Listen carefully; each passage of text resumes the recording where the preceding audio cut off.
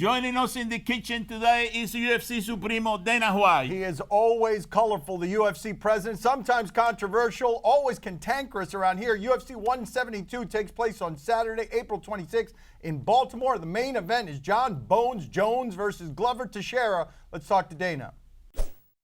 Dana, Joe Rogan says that Ronda Rousey would beat Floyd Mayweather if they had an MMA fight. You think what would happen if they fought in MMA? Yeah, I agree with Joe. She would definitely beat him. She'd beat him and she'd hurt him bad.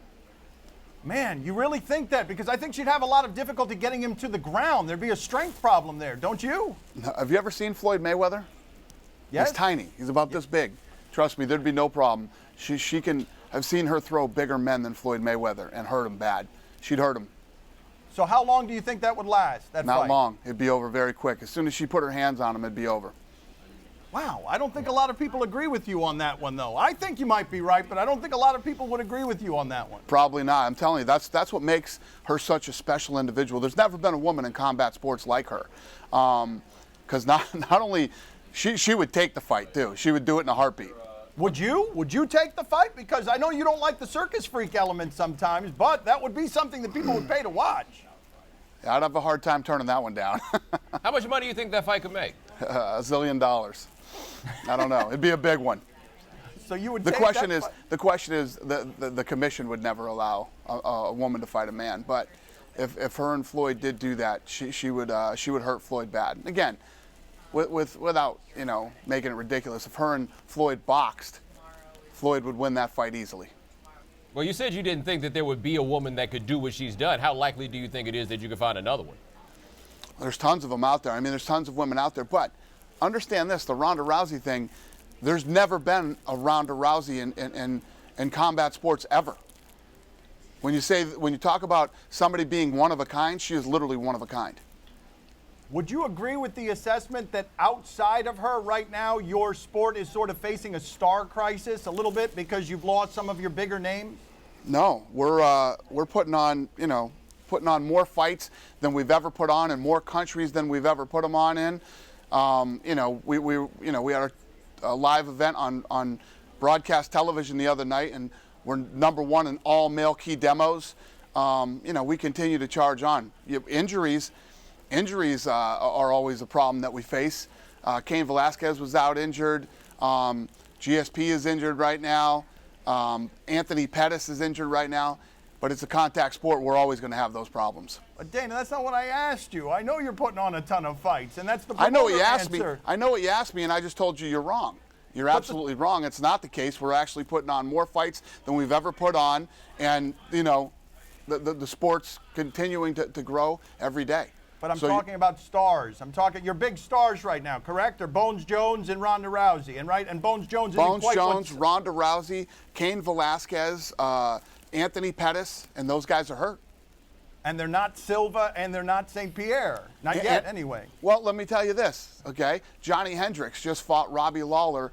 The thing sold out, massive gate down there, and did very well on pay-per-view. And Johnny Hendricks is the new champion. Quit reading the internet, okay? If you're going to ask me questions, at least ask me questions that are true. No, I know Hendricks, and I like Hendricks' fighting style. He's not a star. David's not a star yet. He's not. He just sold out the arena down there. Dana, just pulled a massive gate. He doesn't compare to Silva and St. Pierre. He does not. Not yet. You know that. Even though he beat St. Pierre. I agree, but he did well on pay-per-view. What do you consider a star? St. Pierre is your biggest gate attraction. St. Pierre's been a champion for years. Mm-hmm. Quit asking me stupid questions. Ask me a question that makes sense. St. Pierre and Silva are giant stars in your sport. You're giving us the promoter answer, and I understand. So is Chuck Liddell, and so is Matt Hughes. And new guys come up. It's part of the sport. Same thing as baseball or basketball or anything else.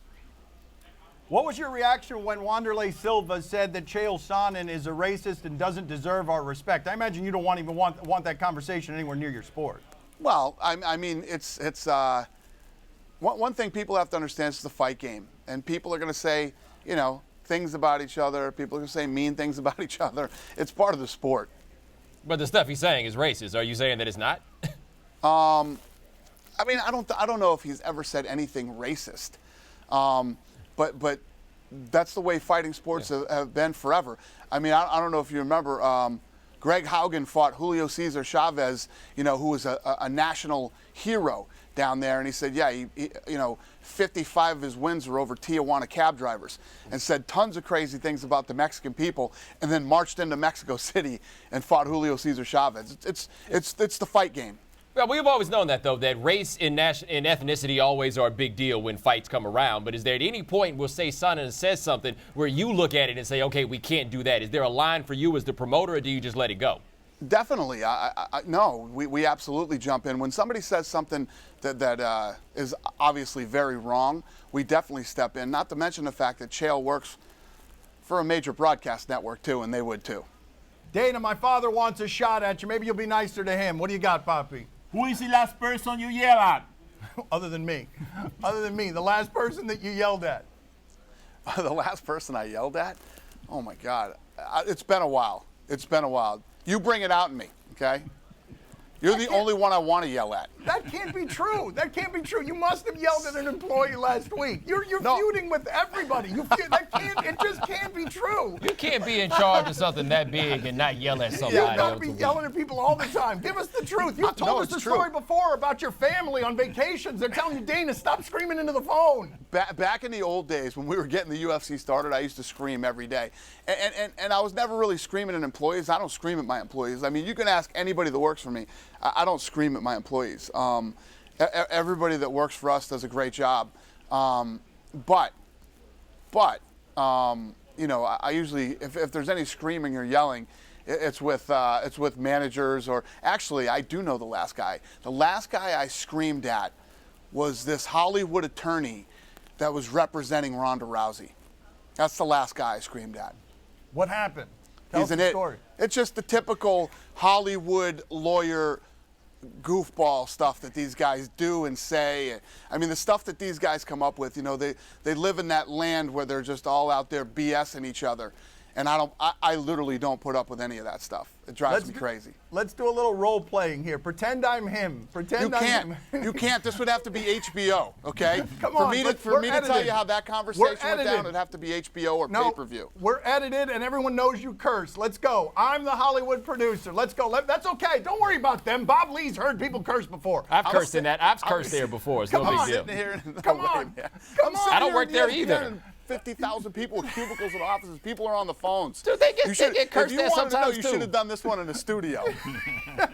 That stinks, It was bad. It was about as bad as, just imagine, as bad as it could get. That's how it was. Dana, thank you. Always a pleasure, sir, even when it isn't. Likewise.